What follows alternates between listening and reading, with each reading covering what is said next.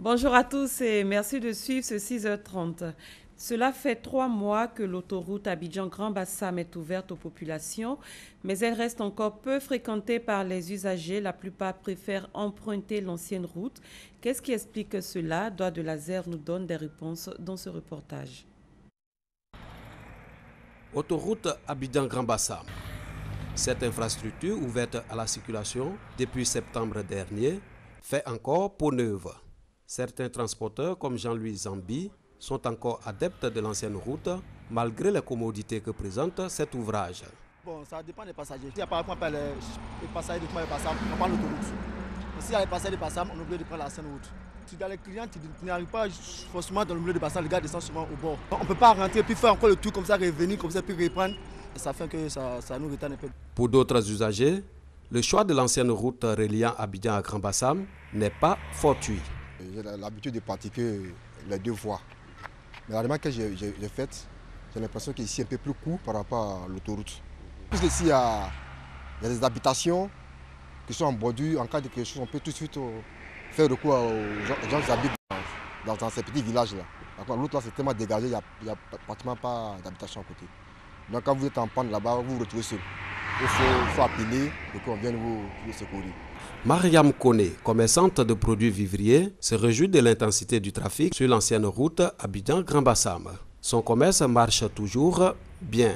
Il va racheter un piment et gommou. Quand les voitures passent ici, ça m'arrange. Il s'arrête pour acheter les gommous ou les piments par jour. Peut-être qu'il peut gagner 15 000, 10 000. Si l'autoroute Abidjan-Grand Bassam ne connaît pas encore une affluence considérable en matière du trafic routier, elle demeure néanmoins pour certains usagers plus fluide et sécurisée. C'est plus rapide et c'est fiable. Au lieu d'aller tourner à Bassam, on préfère prendre la ligne tout droit, contourner Bassam pour être plus rapide. Ici, il n'y a pas d'obstacle, on va rapidement. Le développement d'un pays passant par le développement de ses infrastructures, je pense que l'autoroute serait beaucoup plus sécurisée. Parce que nous avons remarqué que là-bas, il suffirait d'une petite inattention des conducteurs et tout de suite, ils se retrouvent dans le décor. Nous pensons que question sécurité, c'est beaucoup plus indiqué de prendre l'autoroute. L'autoroute Abidjan-Grand Bassam a coûté plus de 64 milliards de francs CFA à l'État de Côte d'Ivoire. Bien qu'ouverte à la circulation, cette infrastructure routière attend son inauguration officielle dans les mois à venir. La Côte d'Ivoire réalise une belle performance en matière d'état de droit, d'efficacité gouvernementale et de politique budgétaire, ce qui rend le pays éligible au Millennium Challenge Corporation. Le MCC a publié sur son site internet la liste des cartes de performance pays au titre de l'année fiscale 2016. Ce document établit 13 indicateurs verts pour la Côte d'Ivoire.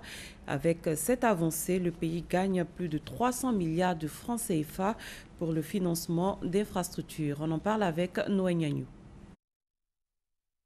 État de droit, efficacité gouvernementale, efficacité politique. Voilà les 3 indicateurs qui ont rendu éligible la Côte d'Ivoire au Millennium Challenge Corporation MCC. Cela depuis ce vendredi 7 novembre 2015. Que gagne la Côte d'Ivoire avec cette performance? Premier gain, la reconnaissance internationale sur la qualité de l'état de droit, de l'efficacité gouvernementale, enfin de la qualité de la politique en Côte d'Ivoire. Un gain qui n'a pas de prix. L'autre gain est non des moindres, le financement sous forme de dons, de projets d'infrastructure, de développement humain, de gouvernance, de renforcement des capacités et d'accès au marché. Valeur de ces financements, environ 300 milliards de francs CFA. Pour mémoire, le Millennium Challenge Corporation, MCC, est un programme financé par le Congrès américain depuis 2004. Son objectif, promouvoir une croissance économique inclusive et durable et contribuer à la réduction de la pauvreté dans les pays bénéficiaires.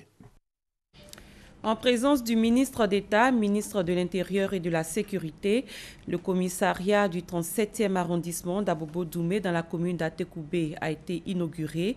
Ce service de police est donc désormais fonctionnel et cela rassure davantage les populations, nous dit Abou Sanougou. Saccagé, pillé et dégarni pendant la crise post-électorale de 2011, Le commissariat du 37e arrondissement d'Abobo-Doumé dans la commune d'Atekoubé fait peau neuve. Il vient d'être réhabilité et mis en service par le gouvernement pour assurer la sécurité des populations et des biens. Cet édifice est désormais entre les mains des autorités policières grâce au ministre d'État, ministre de l'Intérieur et de la Sécurité, Ahmed Bakayoko. Une ouverture qui réjouit autorités et populations d'Abobo-Doumé. Aujourd'hui, toutes ces populations qui avaient le sommeil très léger vont pouvoir dormir tranquillement. Nous pouvons donc dire, Monsieur le ministre, que votre présence non seulement nous réconforte, mais nous donne l'assurance que la Côte d'Ivoire est en marche.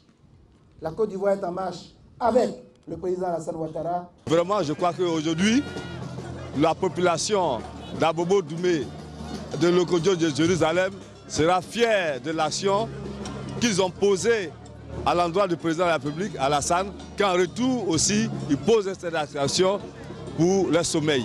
Avec l'ouverture de ce commissariat, je crois que c'est la sécurité totale. Le commissariat, c'est une garantie totale de sécurité. Le ministre d'État, ministre de l'Intérieur et de la Sécurité, Ahmed Bakayoko, invite les fonctionnaires de police du 37e arrondissement d'Abobo-Doumé à travailler au bénéfice des populations. Ce que nous avons entamé est un début. Tout cela va davantage se renforcer.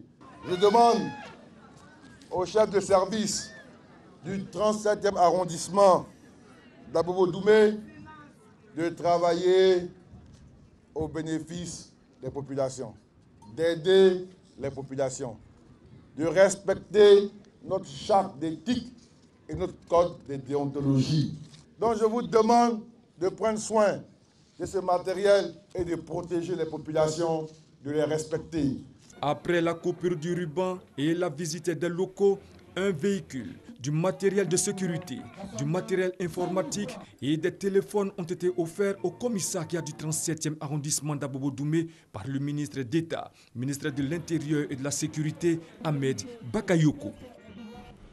Une rencontre de réflexion sur l'opportunité de la mise en place d'un marché national du carbone en Côte d'Ivoire s'est ouverte hier au plateau.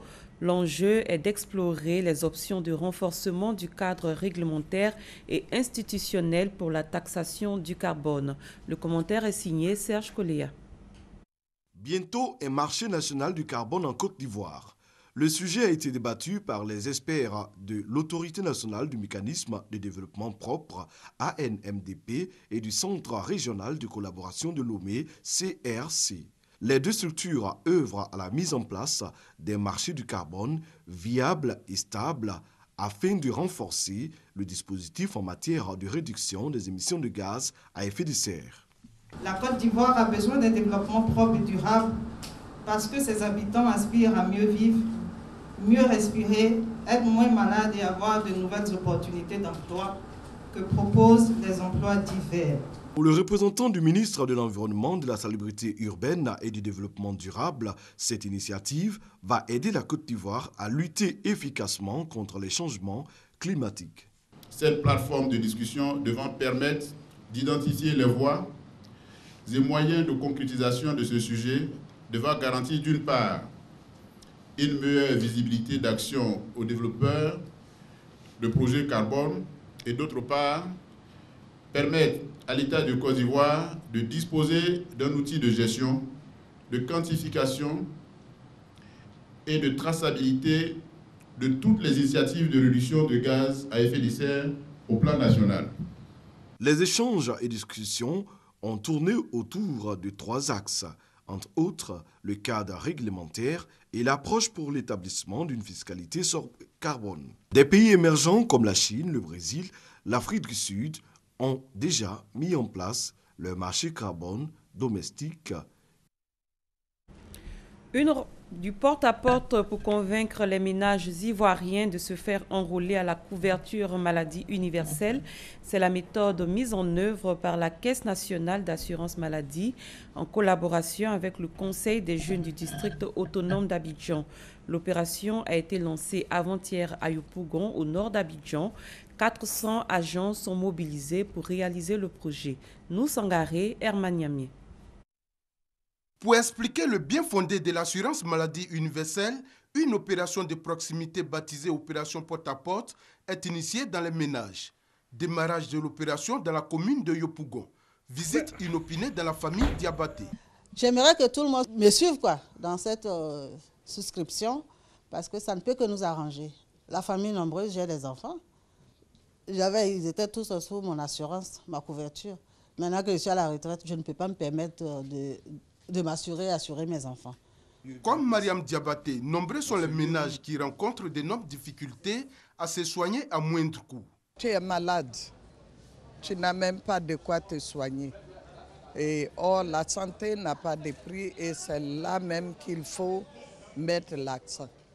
Dieu merci, c'est arrivé. En tout cas, moi, je suis très heureuse. J'ai été opérée par le dos, hernie discale. La première consultation m'a coûté 25 000 francs pour une consultation. Bon, aujourd'hui, l'ouverture maladie est venue. Nous qui sommes beaucoup maladifs, ça va nous faire plaisir en tout cas. Se soigner à moindre coût, l'objectif visé par la couverture maladie universelle. Et les responsables de la Caisse nationale d'assurance maladie CNAM comptent toucher un plus grand nombre d'adhérents. La Côte d'Ivoire compte plus de 20 millions d'habitants et le territoire est très vaste. Donc il faut procéder par cette opération porte-à-porte avec l'appui des jeunes pour pouvoir toucher chaque famille. 400 jeunes de Yopougon se sont donc portés volontaires. Pour être efficaces sur le terrain, ces jeunes ont reçu des kits composés de badges, de mégaphones, de fiches d'information et d'enrôlement. L'opération dite porte-à-porte pour l'enrôlement des ménages est gratuite et elle s'effectuera sur toute l'étendue du territoire national pendant 4 mois. Un atelier régional a débattu à Abidjan de questions liées à la malnutrition. Il s'est agi de mettre en place un projet relatif à l'enrichissement des aliments en micronutriments. La rencontre est une initiative de la commission de l'UEMOA. Ami Sissoko.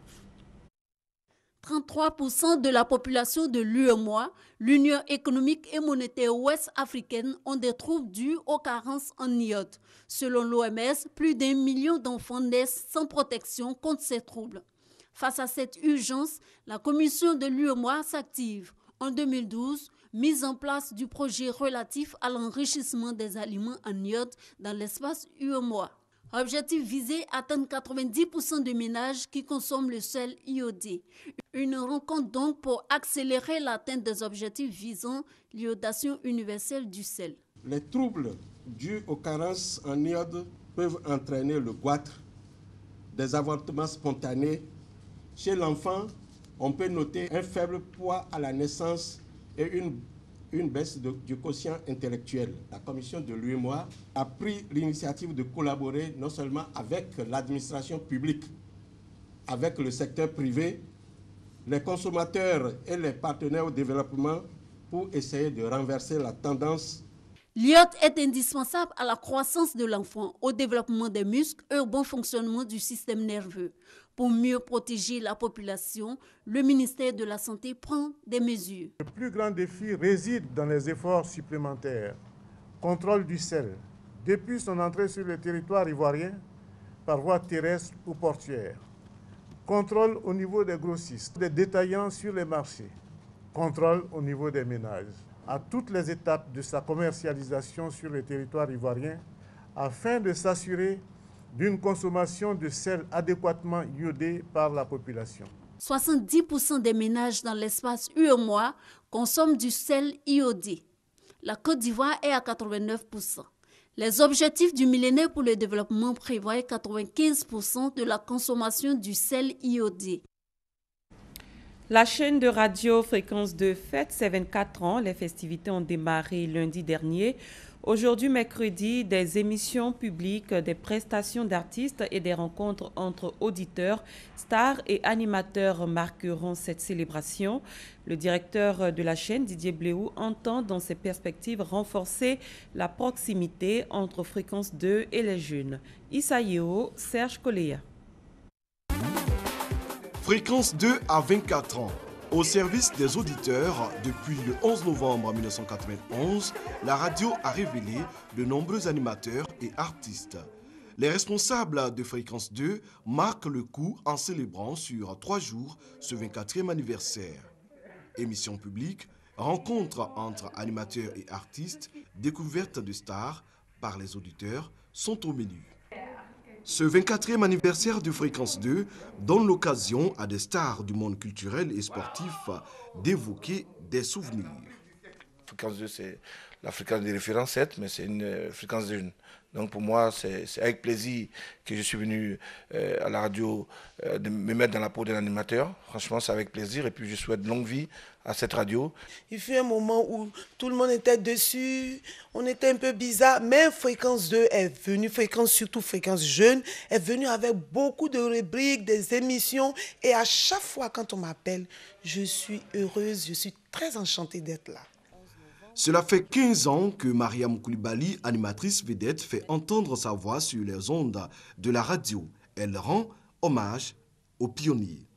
Souhaiter que les années à venir soient des années, on va dire, d'éclaboussement, d'explosion du talent des animateurs de la chaîne. Des souvenirs, il y en a énormément, il y en a de gais, il y en a de moins gais, parce qu'il y a des personnes à ces moments-là qui vous manquent, des personnes qui ne pourront plus répondre présent à l'appel, mais pour qui on continue d'avoir une forte pensée.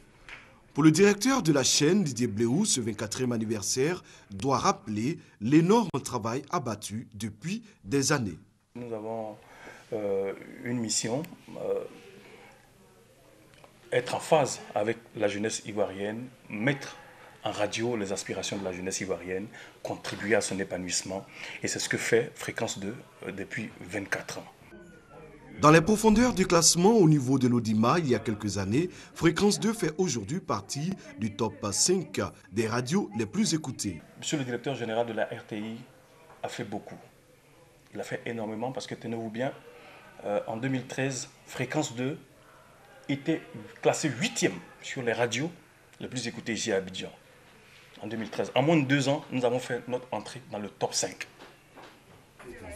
Démarrée le lundi 9 novembre, la célébration du 24e anniversaire de Fréquence 2 prend fin ce mercredi 11 novembre par une grande émission publique. À l'étranger, après l'accident d'un avion russe qui a fait 224 morts, les touristes continuent de déserter les plages de Sharm el-Sheikh en Égypte. Alors que la thèse de l'attentat est de plus en plus probable, cette catastrophe pourrait porter un coup très dur à l'industrie touristique du pays, déjà touchée par la révolution de 2011. Suivez ce reportage. À l'aéroport de Sharm el-Sheikh, les touristes continuent de fuir l'Égypte par centaines. La thèse d'une bombe qui aurait fait chuter l'avion russe et tuer 224 personnes le 31 octobre est de plus en plus probable. Et Moscou et Londres ont envoyé des dizaines d'avions pour rapatrier leurs ressortissants. Il y a des Russes qui pensent que ce n'était vraiment pas du bon travail de la part du système de sécurité égyptien à l'aéroport, car personne ne sait ce qui s'est passé dans l'avion qui s'est écrasé. La période à venir s'annonce difficile pour le tourisme égyptien. Le pays commençait tout juste à se remettre de 5 ans de crise touristique depuis la révolution qui a fait chuter le régime de Moubarak et l'instabilité qui a suivi. Le tourisme souffre. Nous sommes sortis des problèmes politiques qui ont touché le tourisme et tout ce qui s'est passé. On était justement rassurés car le tourisme repartait. Maintenant, avec l'avion russe et la décision russe d'hier, c'est revenu comme c'était avant, et même pire. L'Égypte venait de lancer de grandes initiatives pour relancer le tourisme autour de ses trésors archéologiques, comme des explorations dans la vallée des rois ou de nouvelles recherches à l'aide de radars dans les pyramides. Mais le tourisme de masse de Sharm el-Sheikh risque lui d'être durement affecté. Nous venons de passer 5 années très dures pour ce secteur. Les économies des employés du tourisme ont été épuisées. Les gens espéraient que la période à venir soit fructueuse. 1/5 des touristes russes dans le monde choisissent l'Égypte et en majorité les plages de Sharm el-Sheikh. Une clientèle de choix qui risque de faire cruellement défaut. L'année dernière, seulement 10 millions de touristes avaient visité l'Égypte contre 15 millions avant 2011. En République démocratique du Congo, 8 militants de l'Union nationale des fédéralistes du Congo, l'UNAFEC, récemment passés à l'opposition, ont été arrêtés hier par l'armée à Lubumbashi. L'armée affirme que ces arrestations résultent de la traque de membres du service d'ordre de ce parti, recherchés pour avoir incendié la maison d'un dissident, ce que dément l'UNAFEC. Au moins 22 personnes ont été tuées et 62 blessées hier par la chute de deux obus dans l'est de la cité balnéaire de Latakié, un fief du régime syrien. Il s'agit du bombardement le plus meurtrier contre cette ville qui a été relativement préservée depuis le début de la guerre en Syrie en 2011. C'est la fin de ce 6h30. Merci de l'avoir suivi. Très bon début de journée à tous et à toutes.